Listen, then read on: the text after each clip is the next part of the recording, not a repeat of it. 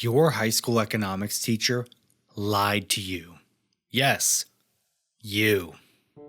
Inevitably, you learned about something called the barter economy, a theoretical economic system where John Smith takes his 5 bushels of wheat, goes down to the market, and barters them for a new cow. We were told that goods and services were traded directly, without any money.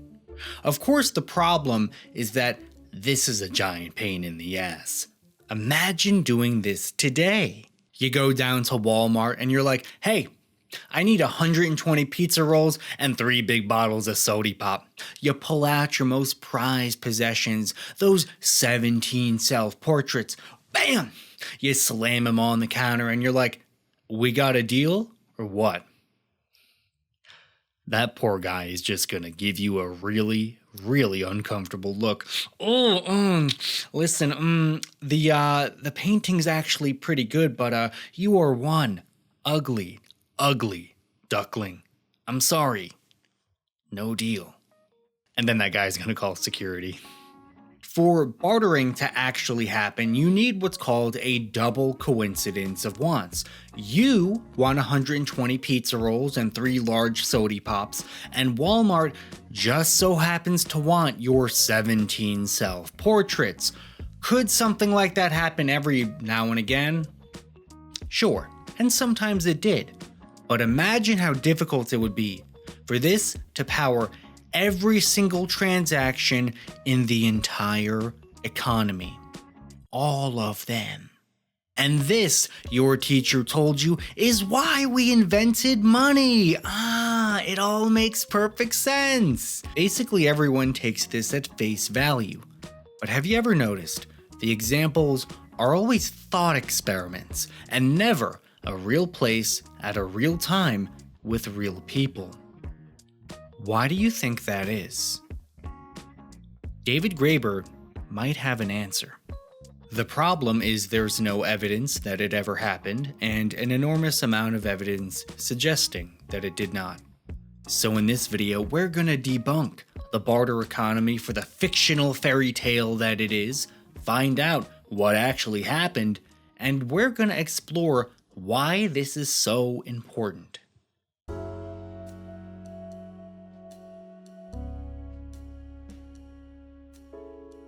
In 1776, Adam Smith published The Wealth of Nations. This book outlined what Smith believed made countries wealthy. And he had some great ideas, many of which have been universally adopted to this day. But Smith runs into trouble when he starts speculating on what happened before money. He started the whole idea that we had a barter economy, and the invention of money was simply a logical progression from that. First we bartered, it was a drag, and then we invented money, yay! But Smith's examples were mostly theoretical, and the few supposedly real ones were later confirmed by scholars to have not been examples at all. The people had actually been using money or credit all along.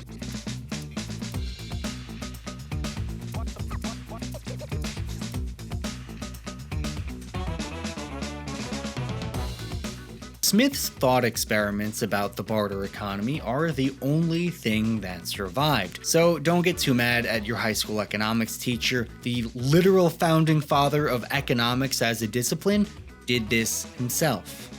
Well, listen, I'm not attacking Adam Smith. I love Adam Smith. He taught me everything I know about landlords. Look, Smith was a great thinker, far ahead of his time. But his time was the 1700s. This would be like if we took Sigmund Freud's crazy-ass theories as fact. All your problems stem from sexual tension for your mother, and the only thing that's gonna fix it is cocaine. This is exactly what we're doing with Adam Smith and the barter economy. Now, to be clear, bartering did happen and still does to this day. It happened between colonists and Native Americans. It happened after the collapse of the Soviet Union. Hell, there is an app for it. But it has never, ever been the basis of an entire economy. That double coincidence of wants thing always gets in the way, in the real world, Walmart isn't gonna be wanting your 17 self-portraits anytime soon. The actual examples of bartering always fall into one of two categories. One, during a currency shortage, when people would otherwise use money but don't have enough. Bartering is just the next best thing. For example, after the Roman Empire collapsed, medieval Europeans bartered for goods and services, but notably, they still measured the value of things in Roman coins, even though there weren't enough of those coins to actually use. As Graeber put it, in most of the cases we know about, barter takes place between people who are familiar with the use of money, but for one reason or another, don't have a lot of it around. The other category is trade with strangers, groups of people who don't have an ongoing relationship with one another and may never see each other again. For example, if you were a European merchant in the 1700s and you went to Asia looking for tea, you knew that you had to bring some goods to trade. The most compelling research on the barter economy came from Cambridge anthropologist Caroline Humphrey, who concluded no example of a barter economy, pure and simple, has ever been described, let alone the emergence from it of money. All available ethnography suggests that there never has been such a thing. So no one who works in anthropology, history, or ethnography has ever found a single shred of evidence for this economic system that was supposedly universal. But trust me, bro, it's totally legit. And I know that there will be someone who disagrees in the comment section, and I've only got one request for you, my friend. If you have evidence of a barter economy, please pause this video and contact the experts. I don't need the evidence. I am a doofus on YouTube. I am barely literate. Send the evidence to the big brains with PhDs because they're the ones who need it. You have found something that none of them have found with their entire life's work, so you might get a trophy or something, who knows? But when you're done collecting your trophy, please come back and watch the rest of this video because the rest is actually kinda cool. But if the barter economy didn't actually happen, that raises a really interesting question. What the hell did happen? We humans have been around for like 300,000 years, and money was only invented about 5,000 years ago. Am I the only person wondering what kind of economy we had before money? The kind of economy that we had not just for hundreds of thousands of years, but maybe even longer?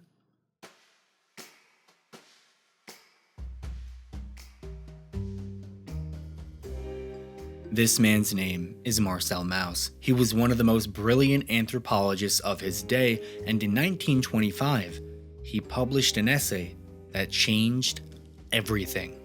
In it, he explored this very question. How exactly did humans allocate resources for thousands or even millions of years? Turns out it was something called a gift economy.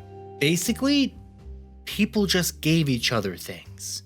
I know it sounds crazy, but I think the best way to understand a gift economy is by comparing it to a pack of wolves. Let's say you were in the wolf pack and you were the best hunter of them all. You even got so good that you could catch an entire deer all by yourself. I'm sorry, I like wolves. Let's say you caught tonight's dinner all on your own.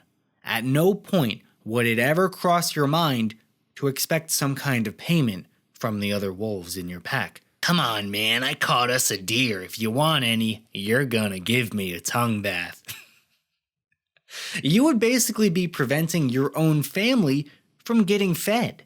Now let's put on our evolution glasses for a second and recognize that this is not a very good survival strategy. If a wolf actually did that, the pack would have a harder time surviving and maybe die out. Sorry, son, but if you don't cough up $50, I'm gonna let you starve to death.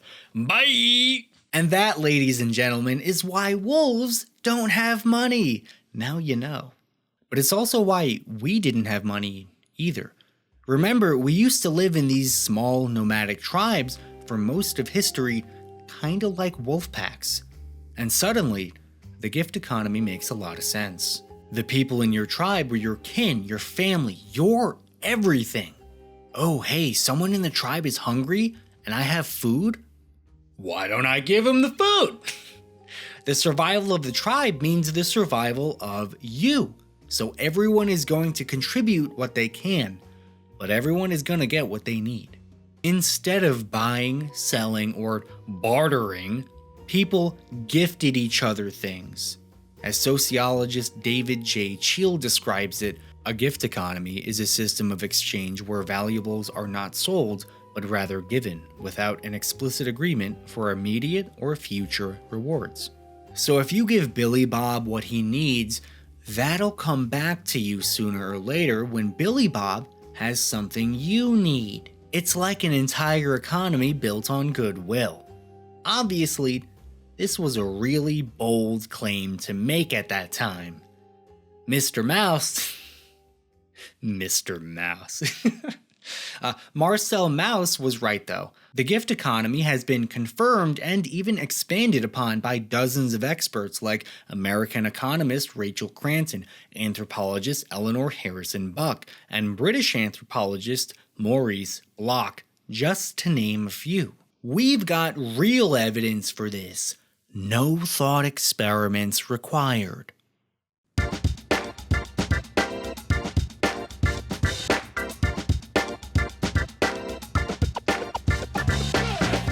One of my favorite examples actually comes from America's favorite supervillain, Christopher Columbus.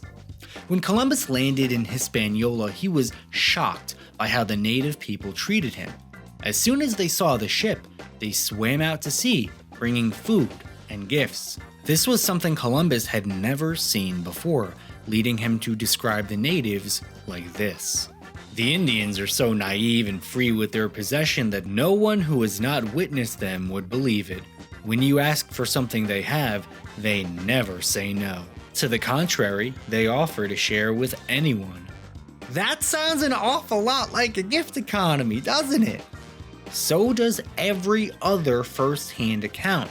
But you don't need to go back in time or visit tribal people to see this in action. You're already using a gift economy in real life every single day. You've without a doubt done something good for someone you're close with, not because you were trying to get money from them, but because it felt good. Think about the relationship you have with your best friend. If you're tech savvy and you see them struggling to change the font size in Microsoft Word, you'll naturally step in and help out. You could see this as tech support work and charge them for the service, but you don't. You know that they would do the same for you.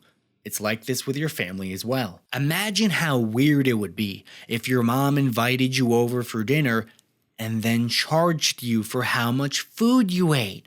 That would be really strange. That cold-hearted calculation is the kind of thing you would expect from a business owner or your boss, not someone you actually like.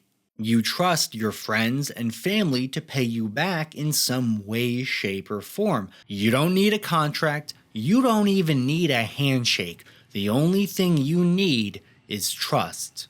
For most of human history, this is how the economy actually worked. The reason it's so easy for us to think we had a barter economy in the past is because it's actually a lot like our modern market economy. Today, you don't trust the person or business on the other side of the transaction. You have no relationship with the person on the other side and no intention of starting one. The only thing on your mind is, how can I get the most for me? Consumers and corporations are encouraged to think this way. The barter economy is this same basic idea, just without the money. Oddly enough, the barter economy reminds me of Flat Earth. It makes a lot of sense if you don't think about it. Sometimes you need an expert to come in, explain the evidence, and show you why your little armchair theory is actually kind of silly. And just like Flat Earth, some people still choose to believe in the barter economy not because it's the truth, but because they really, really want to. But just because you want to believe something does not make it true. Which brings us to the most important part of this video. Why this matters.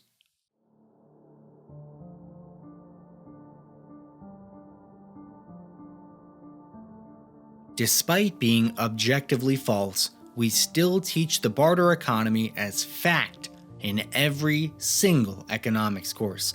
This is the first thing you'll ever learn about money. It always starts here. So it's worth asking, why are we indoctrinating our children with lies? David Graeber gives a pretty good answer. The barter myth makes it possible to imagine a world that is nothing more than a series of cold-blooded calculations. Our entire economy is built on this idea. Reduce life to business transactions. How you feed yourself should be a business transaction. How you entertain yourself should be a business transaction. How you make friends, you guessed it, should be a business transaction. The more we turn life into a series of business transactions, the more the economy grows, the more a number go up. So we take this cynical idea of human nature, we look back into our past, and we project our own perversion onto our ancestors. Of course, they were cutthroat and cold-blooded too, just as fucked up as we are. This is what life has always been. One big business transaction where the only thing worth doing is profiting at the expense of your fellow human being. What else is there? What else could there even be? And when all the evidence contradicts this blatant bullshit, we'll still teach it to your children as fact. God forbid anyone found out the truth. They might not be so happy about their lives being reduced to a series of business transactions for some imaginary number to go up. We brainwash our kids with the myth of the barter economy. But imagine how different things would be if instead we taught them the history of the gift economy. What would our world look like then?